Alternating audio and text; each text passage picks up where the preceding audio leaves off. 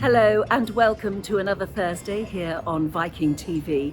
A slightly different programme for you today because I've been on holiday in the Caribbean on the beautiful Viking Sea, and I've kept, especially for you, I hope you like it, my video diary.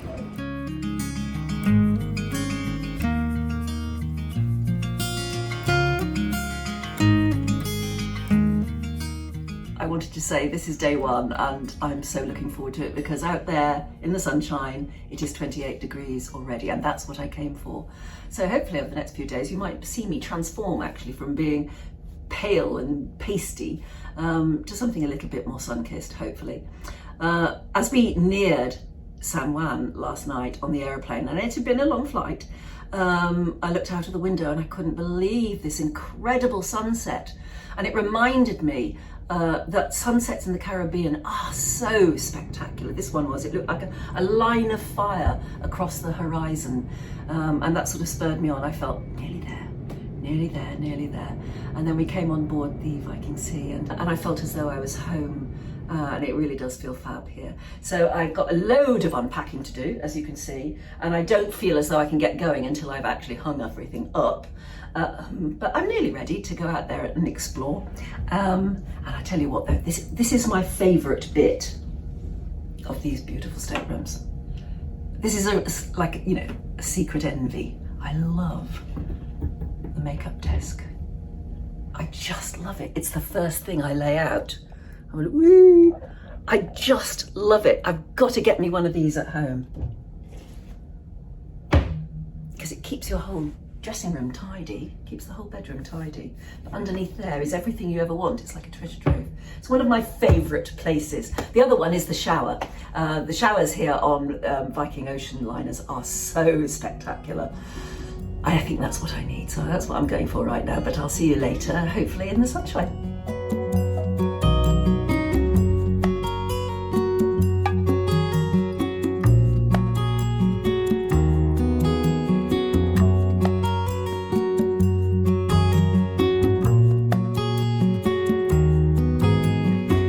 And so I came out and had a little walk around the shops just by the ship in Tortola. But it's lovely to see all the beach bags and stuff that I often buy, take home and then never remember to bring on another cruise. But look at just how fabulous the place is. Even this is just the dock area and it's so pretty.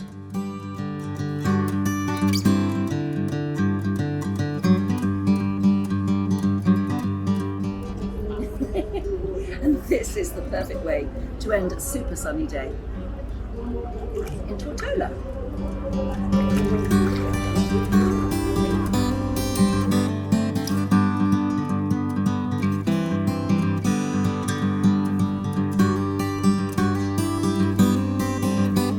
So it's another day, and this is an unexpected sea day today. We were meant to dock in St. Kitts this morning, and I was going to bring you wonderful adventurous shots of me trying to kayak. But the whole thing had to be called off because, according to the captain, it was just far too windy for us to safely dock in St. Kitts. So he announced that we were getting a special sea day today. And Verity, the lovely cruise director, immediately went into a fluster, I imagine, and has organised all sorts of extra events for people aboard. But for me, well, it was a lazy day instead. I went up on deck, caught some rays, because it's still very hot and sunny. And it's just been far too much eating, and now I'm going to go to the spa and do a bit of lazing. So it's a really nice girly day at sea and at the spa for me. But tomorrow is St. Lucia, and I'm going to try and find a really gorgeous Caribbean beach. I'll let you know how it goes. It's off to the spa now.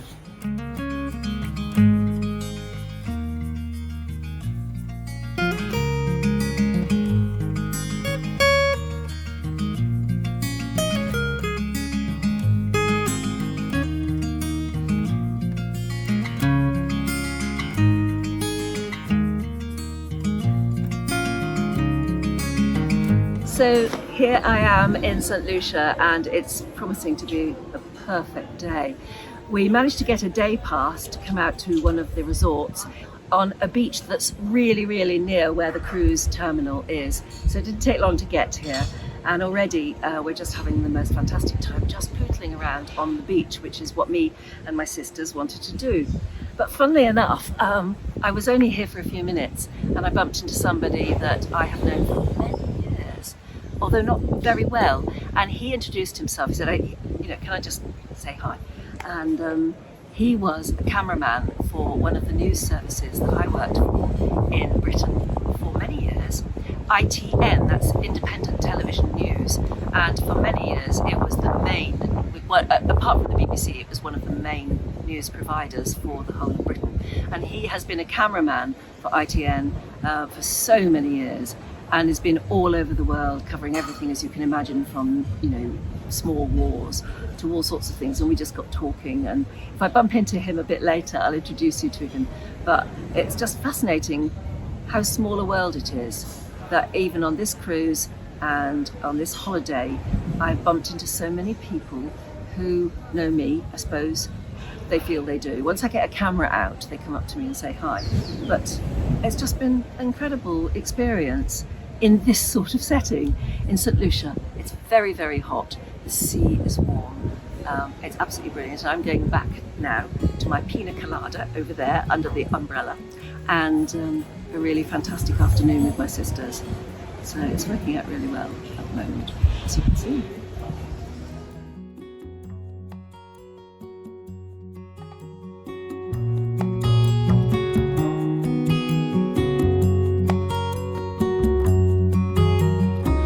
Hello, and this is day 5, I think, although I've lost count, and I'm in Barbados.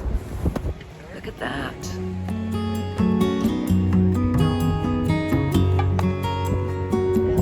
Perfect Barbados beach. A bit blowy today, but still perfect Barbados beach.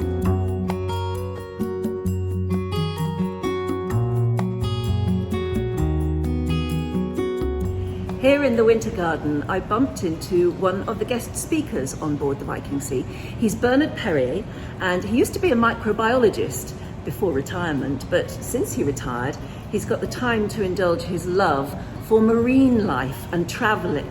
And he has an absolutely encyclopedic knowledge of everything from humpback whales to flying fish and all of the species in between. If you do bump into him, he will impart this incredible encyclopedic knowledge, or you can go and see him delivering one of his speeches. He says he's got about 10 speeches in his pocket, and just loves to be in the theatre talking about his favourite passion.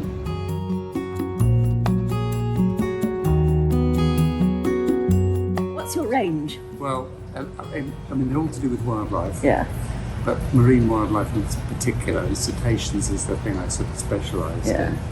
But I've been doing problems of fishing, and also sort of human interactions with cetaceans as well, because so many of them are bad for the animals. Yes. And the bowhead whale. The bowhead whale, No, which lives in the Arctic, right, which is a huge baleen one with the huge mouth and the baleen strands. They found one a few years ago dead on the beach, and when they examined it, which made at that time that it was about 127. Good Lord. And they think that the bowhead can probably live up to about 200. But they haven't proved that It's yet. left to their own devices, I guess. Yes, that's right. But you're right, you're going out whale spotting this afternoon. Watching this afternoon, fingers crossed. Do you ever see anything? I mean, I've been on a couple, and you see you're lucky if you see some fins in the water, and that gets quite exciting. Yes. And a few flying fish. That's right. Yes, flying fish are good. Yeah, they're great. I love, and especially while the ship is travelling, Yeah. because they dash out from the bow, both sides, to get away. Yeah. And I'll talk We about. think they're travelling with us, but they're just That's trying right. to get away from us. And of course they fly to get away from predators in Yeah. the sea, and then they get picked off by seabirds. Yeah, I know, it's a tough life, isn't it? And they get no protection whatsoever. But what mostly, I mean, we're in the Caribbean at the moment, what mostly could you see if you were lucky? Right. Well, in the area we're in currently, which is Dominica, the sperm whale is a likely one. Because what happens is the females that give birth to them, the calves down here, tend to stay in this area throughout the year, whereas the males come down from the north to breed and then go back again. So the females are left on their own with the calves down here.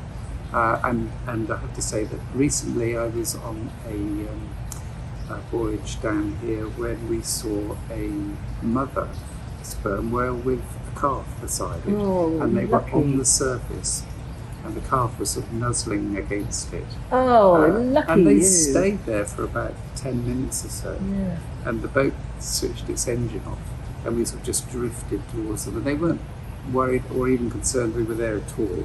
And eventually there was this movement, and they turned over and the tail came up, and that meant they were going down to great depths. Yeah, and they stay down there for a long time too, don't they? And one breath can actually last an adult sperm whale up to 2.5 hours. Wow. And can be 2,000. So they can get right away from you, or any predator. Yes. And they can lead, one breath can be up to 2,000 litres of air. It's incredible, isn't it? It is, it's brilliant. Good luck for this afternoon. Thank you I hope you see something. Oh, It'll make me fingers- very jealous fingers indeed. crossed. Because I thought, should I do that? I said, no, last time I did it, I didn't see anything. If you see something today, I'll be very, very jealous. Right. Take pictures. I'll tell you we saw nothing. Yeah.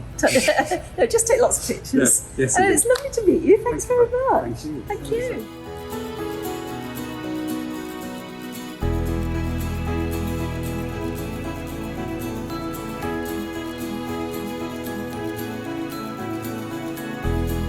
So here I am on yet another absolutely incredible Caribbean beach, and it really is beautiful, don't you agree? This is St. Martin, and I don't know if you look over there, if you can see an amazing array. A little bit of beach. It looks like a resort, and it looks like it's got golden or silver sparkling windows. And it rather reminded me of that very well-known legend where the little boy who lives on a mountaintop somewhere in Japan, I think, or China, and every day he looks out and he sees on another hilltop a beautiful home with golden windows, and one day he goes searching for them. It takes him a long time to get there, and he's very hungry and tired when he gets there, and very disappointed to find that when he gets to the opposite hilltop there's a home and it doesn't have golden windows, just plain ordinary glass ones. And the family take him in and they give him sustenance and a drink, and the little girl of the family says to him, I know what you're looking for. You're looking for the house with golden windows. And she takes him out and shows him his hilltop and his house, because at that time of day his house has golden windows, and of course it's the sun glinting from them.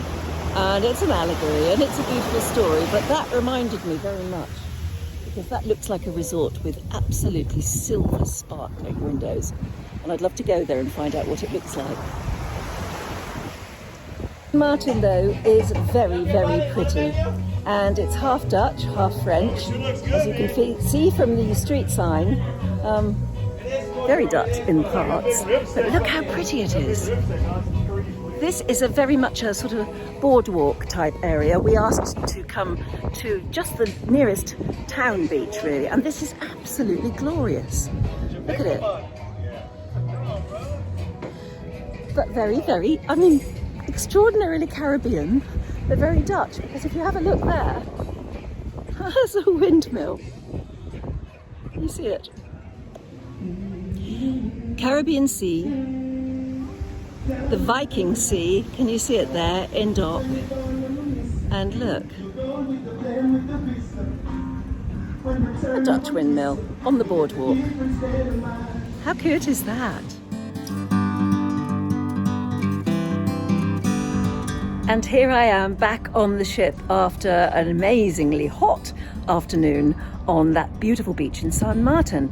And when you get back on the ship, you can see precisely where we were, just about there. If you look out for the little windmill, you can see exactly where we were on that lovely beach, having a really relaxed time. And that just shows how close it was, how easy it was to get to, and how sometimes it's quite nice to go off-piste and do your own thing, just a short taxi ride to that beach. In fact, I think we could have really walked it.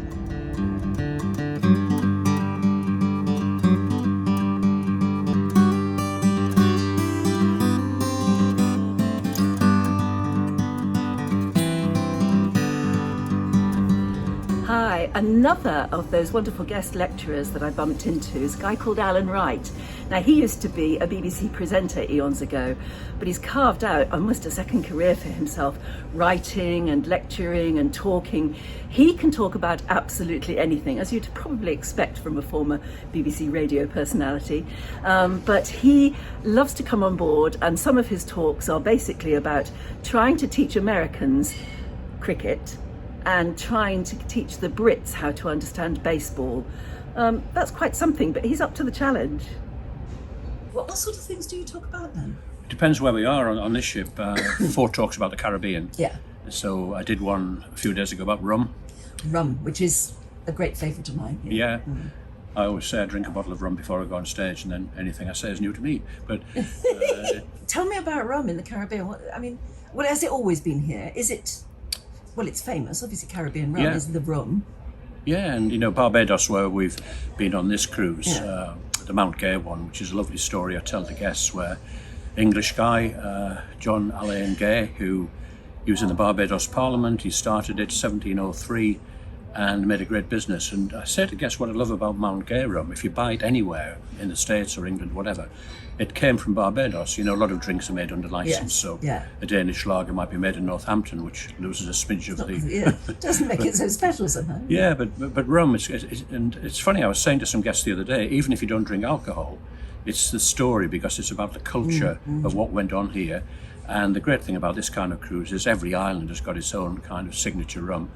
And I love one in San Juan in Puerto Rico, which is called Don Q. And one of the reasons I like it, back home it's about £50 a bottle. Here it's about £8 a bottle. Wow. So I've asked the captain about towing a container home, and he's looking into it. Yeah, good. Is rum made from sugar? Yeah, it's basically sugarcane. And that's what they've always grown here? Yeah. And they basically boil it into molasses. It's a very simple process. It's a bit like whiskey. You boil it, it goes up into vapour, drips down a little worm. It's clear when it comes out.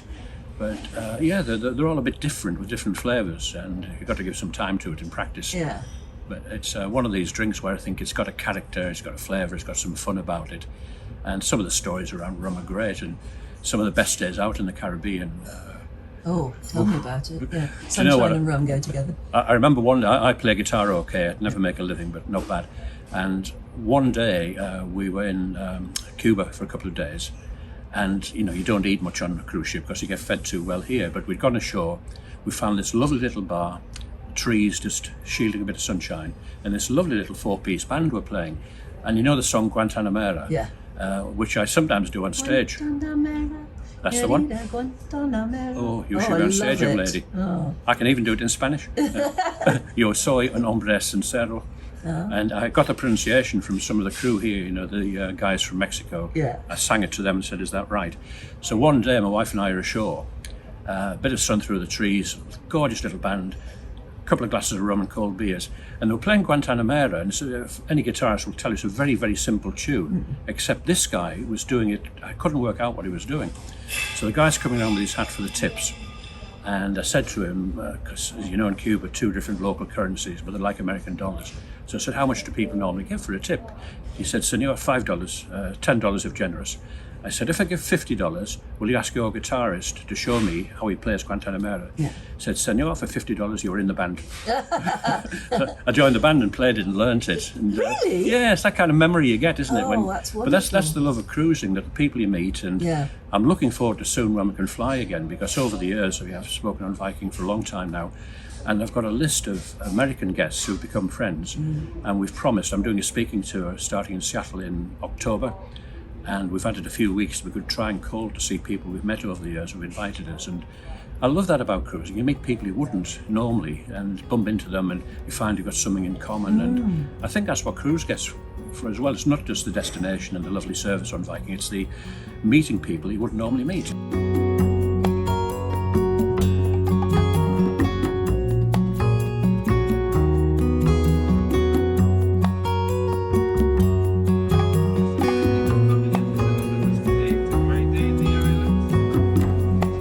And now I'm doing a quick tour of St Thomas. This is a lovely coach tour actually that's brought us to the top of one of the hills called Beacon Point.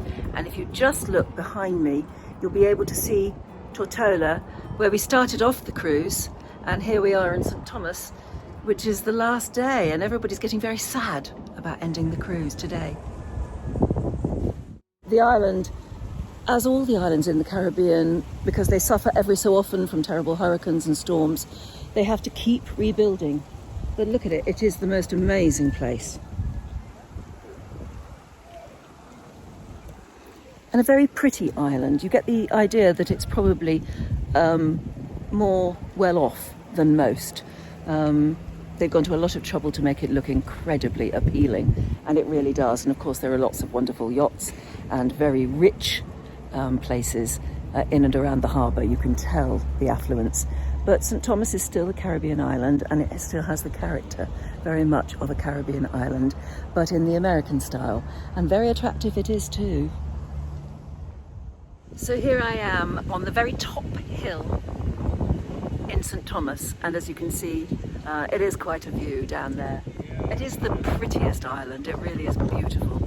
And this is allegedly where they invented the banana daiquiri. So, $10. And actually it's all right, but I think they do better on the ship.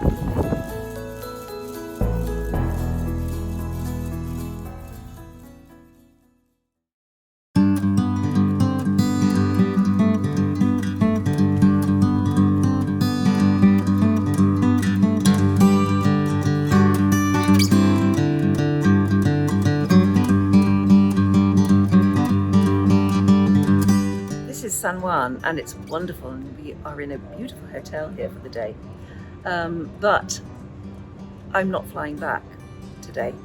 I have to tell you a secret, and that is I am doing the Atlantic crossing. Now this is something I have never done before, but the Viking Sea was just about to do it, and so I am coming over the Atlantic from San Juan to Madeira, and then I'm going to get off there and fly home.